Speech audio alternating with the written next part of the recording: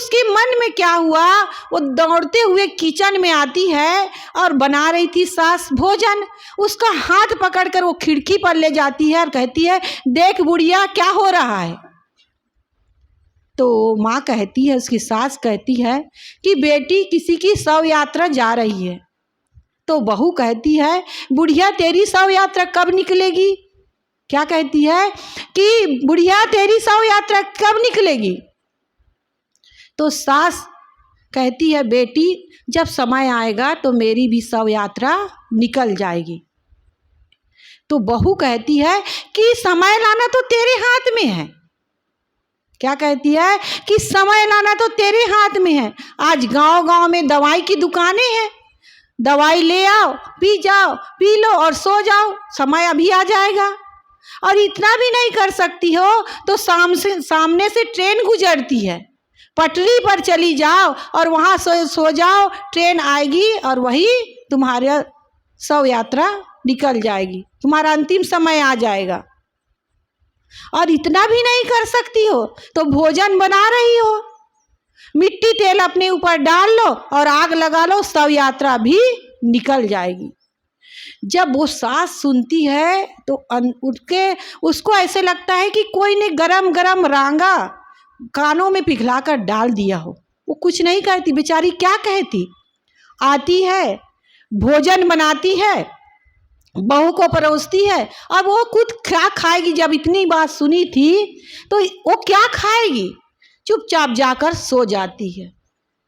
शाम का समय होता है और दुर्भाग्य कहो या कुछ भी कहो, बहू बना रही थी भोजन, और बहू भोजन बना रही थी और अचानक सिलेंडर फटा और वो बहू किचन से बाहर भी निकल नहीं पाई और वहीं जलकर मर गई।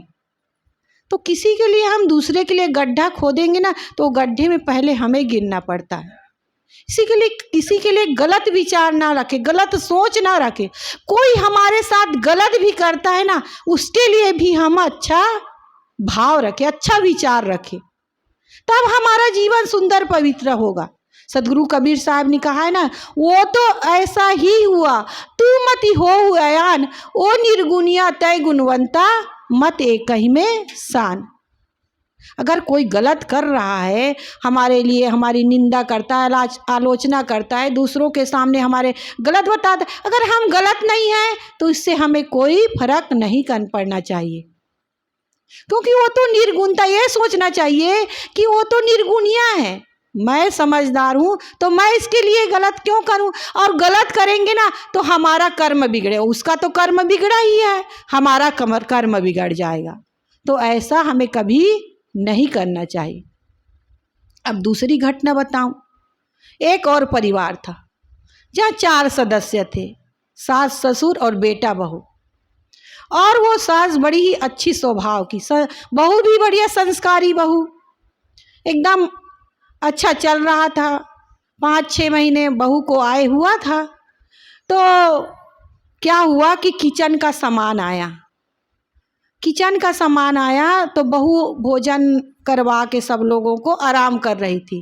तब किचन का बाजार से सामान आया तो सास निकली और वो सामान सब जमाने के लिए अलग अलग करने लगी।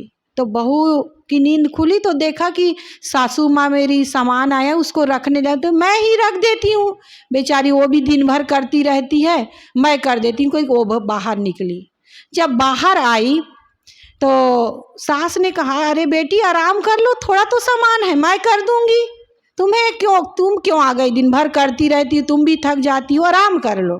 तो बहू ने कहा, नहीं माँ जी मैं कर देती हूँ। और वो सामान ले जाने लगी। घी का डिब्बा भी आया था तो वो ले जा रही थी, दोनों हाथों में सामान पकड़ी थी। और पता नहीं, आज टाइल्स का जमाना, सब घर में टाइल्स लग, पानी गिरा रहा होगा, तो वो बहू सामान ले जा रही थी, पैर फिसला और वो बहू गिर गई। और बहू गिरी तो वो घी का डिब्बा भी गिर गया और फट गया और पूरा सारा घी फैल गया।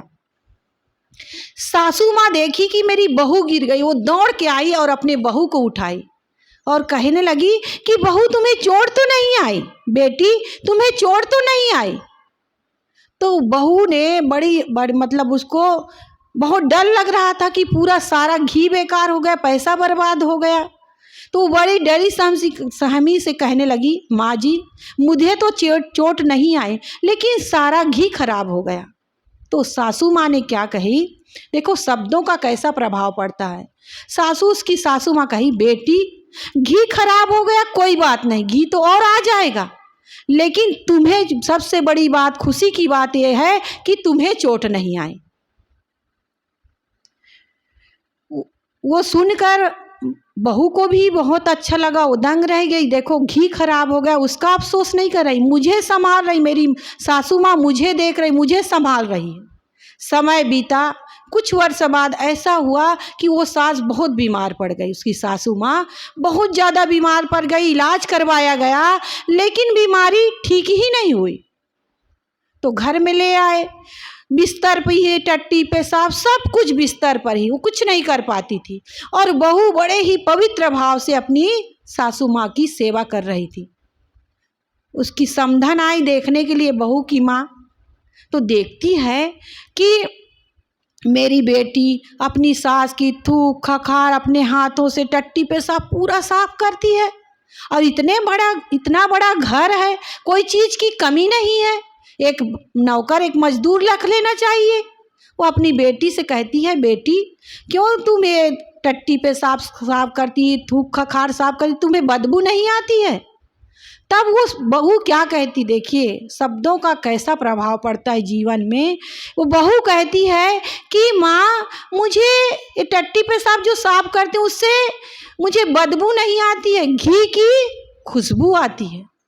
तो उसकी माँ आश्चर्य में पड़े, अरे टट्टी पेशाब से घी की खुशबू कैसे आएगी? तब वो बहू बेटी बताती है कि ऐसा ऐसा हुआ था, इसलिए आज मैं टट्टी पे साफ करती हूँ तो मुझे बदबू नहीं आती, घी की खुशबू आती है। तो देखिए उस सासू माँ का एक व्यवहार, एक शब्द उसके जीवन को कैसे परिवर्तित कर गया और उसके जीवन में कैसे सुख लाया। यही अगर हमारे और आपके जीवन में भी हो, हमारा भी जीवन अगर हम अपना सुधारना चाहते हैं तो हम अपने व्यवहार को सुधारें, अपने विचारों को बदल, कहते हैं ना जीवन को बदलना है तो विचारों को बदलना पड़ेगा। किसी ने बहुत अच्छा कहा है, नजरें बदली तो नजारे बदल गए, और किश्ती ने रुख बदला तो किनारे बदल गए। हम अपने आदत को, अपने स्वभाव को, अपने विचारों को बदल ले तो वही जगह नर्क से स्वर्ग बन जाया करती है। तो उस ऐसे अगर सास बहू का व्यवहार हो तो उस घर में स्वर्ग है। लेकिन आज घर घर में कलह है, लड़ाई झगड़ा है, किस कारण से? अहंकार, ईगो। हम अपने आप को छोटा नहीं समझते हैं, हमारे अंदर सहनशीलता नहीं है, विनम्रता नहीं है। मैं बड़ा, आजकल बहुत बड़ा होते हैं, साबुन दाना का बड़ा, मूंग बड़ा, उड़द बड़ा, सब बड़ा, लेकिन सबसे बड़ा कौन सा बड़ा है? मैं बड़ा। और यही मैं बड़ा हमारे जीवन में नर्क लाता है। इसलिए हम सबको चाहिए कि हम जीवन जीने की कला सीखें, और अपने जीवन को स्वर्ग बनाना है तो अपने जीवन को सुधारना होगा, अपने व्यवहार को सुधारना होगा। जिस घर में रहते हैं, जिन लोगों के साथ रहते हैं, उनके साथ प्रेम पूर्ण व्यवहार करें। अपने जीवन में प्रेम हो, सहनशीलता हो, विनम्रता हो, त्याग हो, तब हमारा यह जीवन सुंदर, पवित्र, निर्मल बनेगा, हमारा जीवन सुखमय और स्वर्गमय होगा। तो नजरें बदली तो नजारे बदल गए, और किश्ती ने रुख बदला तो किनारे बदल गए। हम सबको अपने विचार को बदलना है। कोई समुद्र में अंगारा फेंकेगा तो समुद्र को जला नहीं पाएगा, क्या होगा? वो अंगारा बुझ जाएगा। इसी प्रकार हम अपने आप को क्या बनाकर रखें? समुद्र बनाकर। कोई उसमें अंगारा फेंके, कोई गलत व्यवहार करे, प्रतिकूलता आए तो हम क्या करें?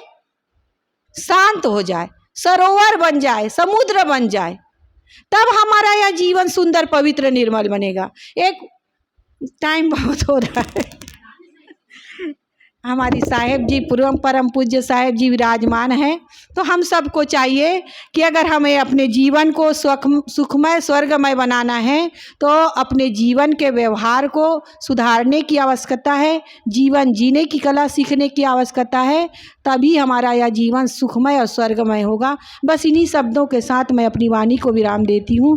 बोलिए सद्गुरुदेव की जय। बोलिए सद्गुरुदेव